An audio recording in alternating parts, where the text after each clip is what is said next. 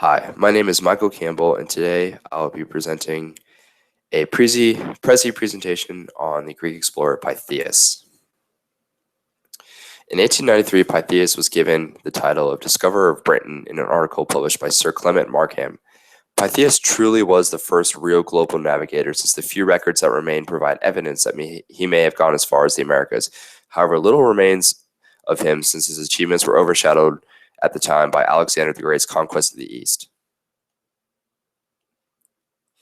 Pytheas of Massilia lived from 350 BC to 285 BC. He was a Greek explorer and made early voyages to northwest Europe and possibly made it as far as Scandinavia region. However, his documentation sources have not survived the course of time. He also may have made it as far as the Americas. Pytheas was well aware of Earth's spherical shape, knowledge he learned from Aristotle. The time period Pytheas thrived in was the 4th century BC, or Classical Greece era, which included a renaissance of science, art, and philosophy.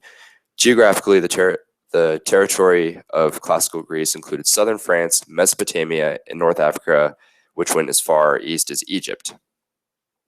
Pytheas can be called the father of geography, since he essentially used techniques he invented based on his education in mathematics to navigate north and properly estimate the circumference of Britain, as well as the longitude and latitude of where he was at the time.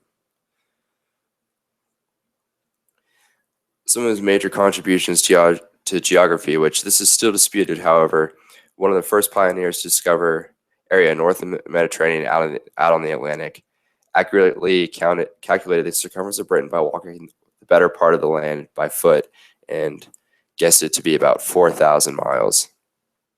He also essentially invented his own version of a sextant, which provided accurate results.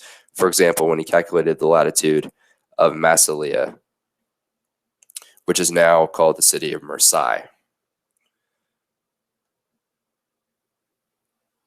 In terms of Pytheas' actual route, he tended to stay more inland the whole way to avoid being raided by the dreaded Phoenicians, who were a big danger at the time, and stopped often to resupply his ship as well as his crew, which was handsomely outfitted by the wealthy merchant who hired him for this excursion.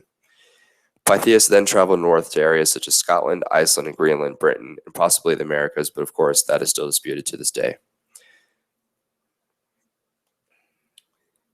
Pytheas' purpose for geography was to travel to find new trade routes for a wealthy merchant from his home city of Massilia, to find new trade routes as well as discover new areas that contain resources such as tin to create coveted bronze supplies.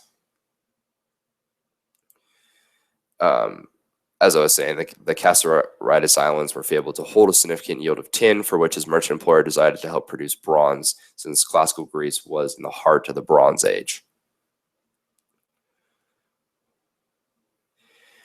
Due to lack of documented evidence, we do not know if Pytheas made it to the New World. Many argue he did, and the honor belongs to him, not Leif Erikson or Christopher Columbus. And of course, he helps expand civilization by finding New World to the north of the Greek Empire.